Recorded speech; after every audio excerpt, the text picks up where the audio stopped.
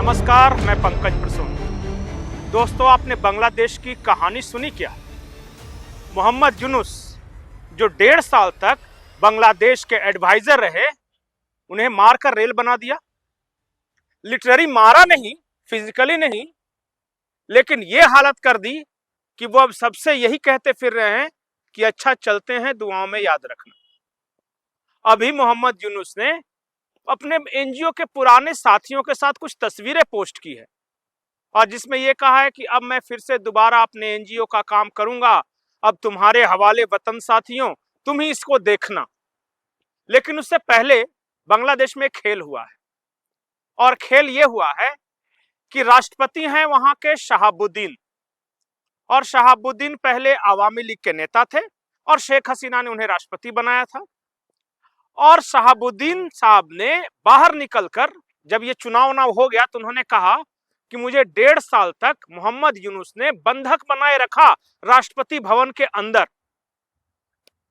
शहाबुद्दीन जो है अभी भी वो राष्ट्रपति है, उन्होंने ये कहा कि मैंने किसी फाइल पे दस्तखत नहीं किया, ये आदमी फर्जी सिग्नेचर करा के मेरे नाम से बहुत खेल करता रहा। यहां तक शहाबुद्दीन ने, जो राष्ट्रपति हैं, उन्होंने ये कहा कि मुझे विदेश नहीं जाने देता था। 2 बार मेरे दौरे लगे, एक बार कतर के और एक बार और कहीं के, इसने खुद ही कैंसिल कर दिया और दुनिया को बाहर आके ये बता दिया कि वो किसी कार्यक्रम में व्यस्त है, इसलिए वो नहीं जा सकेंगे। अब बांग्लादेश का राष्ट्रपति इस तरह के गंभीर आरोप लगा रहा है कि मोहम्मद यूनुस ने मुझे ही बंधक बना लिया था और बार बार वो मुझे इस्तीफे के लिए दबाव बनाता था, कहता था कि बर्बाद कर दूंगा, जिंदा नहीं जाओगे। यहां तक शहाबुद्दीन ने आरोप लगाया कि मोहम्मद यूनुस ने राष्ट्रपति भवन के अंदर मुझे मारने की साजिश रची। और ये सब कब कह रहे हैं? जब सरकार बदल गई। और सरकार बदल गई, अगर बीएनपी की सरकार मोहम्मद यूनुस के अनुसार चलती तो राष्ट्रपति को इतनी हिम्मत ही नहीं होती। वो खुल के इसलिए बोल पा रहे हैं क्योंकि जो बीएनपी की सरकार आई है, तारिक रहमान की जो सरकार आई है, उसका मोहम्मद यूनुस के साथ टसल, 36 का आंकड़ा। और 36 का आंकड़ा क्यों? आपको याद होगा कि मोहम्मद यूनुस ने एक संविधान संशोधन प्रारूप तैयार किया था जिसे उन्होंने जुलाई चार्टर का नाम दिया था और बाकायदा उसके लिए वोटिंग हुई थी। जब बीएनपी की जीत हो गई तो मोहम्मद यूनुस ने बीएनपी के नेताओं से कहा कि आपको 2 बार शपथ लेनी है।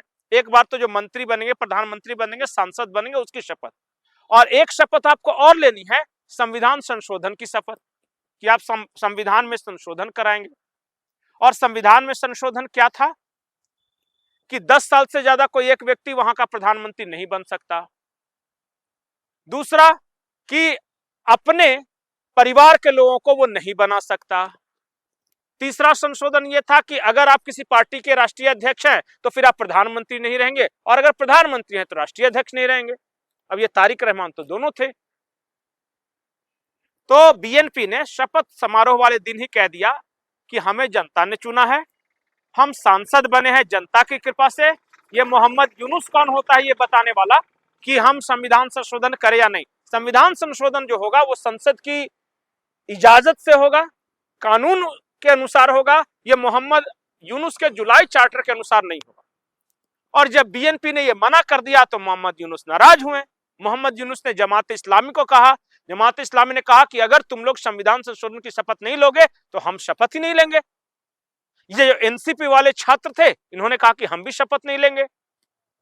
तो बीएनपी ने कहा कि लेना है तो लो, मत लेना है तो मत लो, हम अपनी सरकार चलाएंगे चूंकि हम जीत के आए हैं। और मोहम्मद यूनुस को मार दिया ट्विंग कि तू तो सबसे पहले भाग, बहुत ज्यादा काबिल बन रहा है। मोहम्मद यूनुस को भगाया। उसके बाद आपको यह जानकर हैरानी होगी कि शेख हसीना की बहन का जो पति है वो आर्मी चीफ के रूप में कंटिन्यू कर रहा था, उसे ही आर्मी चीफ बनाकर रखा है तारिक रहमान ने। जो शेख हसीना के समय के राष्ट्रपति थे शहाबुद्दीन, उन्हें ही राष्ट्रपति बनाकर रखा है तारिक रहमान ने। और अब बांग्लादेश में एक फिर से हंगामा है। अब फिर से ये छात्र नेता और जमात इस्लामी कह रहे हैं कि इस बार जो बांग्लादेश में चुनाव हुए, भारत के इंटरफेरेंस था उसमें, और भारत ने ये तारिक रहमान को जिताया है, भारत का प्रभाव था और रॉ ने साजिश रची या पता नहीं क्या क्या कहने लगे। पहले शेख हसीना को भी इसी जुर्म इल्जाम लगाकर हटाया था और राष्ट्रपति भवन के अंदर घुस के मार फाड़ तोड़फोड़ वगैरह किया था। अब जरा आप बताइए कि जो इल्जाम शेख हसीना पर लगा रहे थे, तो शेख हसीना तो आ गई भारत, अब ठीक वही इल्जाम बीएनपी यानी खालिदा जिया की पार्टी पर भी लगा रहे हैं और फिर कह रहे हैं कि फिर से आंदोलन करेंगे। लेकिन तारिक रहमान को पता है कि इनको आई है 2% वोट, ये जो छात्र लोग हैं, इनको 300 सीटों के संसद में आया है 6 सीट, तो जनता का कितना समर्थन है ये तो समझ में आ गया। अब बीएनपी ने यह कहा है कि तुम लोग अगर इस बार प्रोटेस्ट किए तो ठीक मैं करूंगा।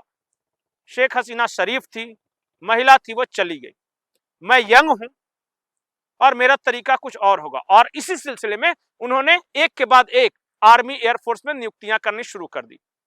भारत में जो बांग्लादेश के डिफेंस अटैची थे उनको बुलाकर अपने देश में प्रमोशन दे दिया। अमेरिका के साथ इन्होंने अपने टर्म सुधार लिए कि आप इस बार इंटरफेयर मत कीजिएगा, इन लोगों की क्रांति तो मैं निकालता हूं। अमेरिका के साथ 2 डिफेंस डील किए हैं और वो डील ये है कि अमेरिका जो है जब जरूरत पड़ेगा तो बांग्लादेश की भूमि का इस्तेमाल कर सकेगा किसी ऑपरेशन के लिए, और एक और डिफेंस डील है जो कि कुछ मैरीटाइम को लेके है। तो ये तो कर लिया, तो अमेरिका को साध लिया, भारत को साध लिया, मोहम्मद यूनुस चले गए, अब बच गया जमाते इस्लामी या स्टूडेंट। इनको बीएनपी ने कहा है कि तुम इस बार क्रांति करो और मैं ठीक करता हूं। अब बांग्लादेश में कल ही खबर है कि ढाका यूनिवर्सिटी में कुछ छात्रों ने प्रदर्शन करने की कोशिश की और एक नए इंस्पेक्टर जनरल बनाए गए हैं, कोई फकीर हैं, उन्होंने आदेश दिया और जम के इनकी ठुकैया हुई है सारे छात्रों की। तो बांग्लादेश धीरे धीरे ट्रैक पे लौट रहा है, भारत के लिहाज से भी लौट रहा है। और मैं सोशल मीडिया देख रहा था, मोहम्मद यूनुस बहुत दुखी हैं, वो राष्ट्रपति बनना चाहते थे। उन्हें लगता था कि जिस तरह भारत में महात्मा गांधी का सम्मान है या मुजीबुर रहमान का जो सम्मान था बांग्लादेश में, जिस तरह नेल्सन मंडेला का सम्मान था, उसी तरह उनको सम्मान मिले। पर बांग्लादेश के लोग अब उनको गाली दे रहे हैं। राष्ट्रपति ने जो जो आरोप लगाया वो आपने जाना ही। अब वहां के की जो सरकार है वो आरोप लगा रही कि वो तो एक नंबर का चोर था, उसने भ्रष्टाचार किया है, उसने अपनी संपत्ति बढ़ाई है, उसने नियम कानूनों की धज्जियां उड़ाई, संविधान की धज्जियां उड़ाई, राष्ट्रपति को बंधक बनाया। अब ऐसे केस में मोहम्मद यूनुस के खिलाफ कानूनी कार्रवाई की तैयारी की जा रही है। इसलिए मैंने शुरू में कहा कि मोहम्मद यूनुस का रेल बनने वाला है। आपकी क्या राय है इस पूरे विषय पर? कमेंट सेक्शन में जरूर बताएं। नमस्कार।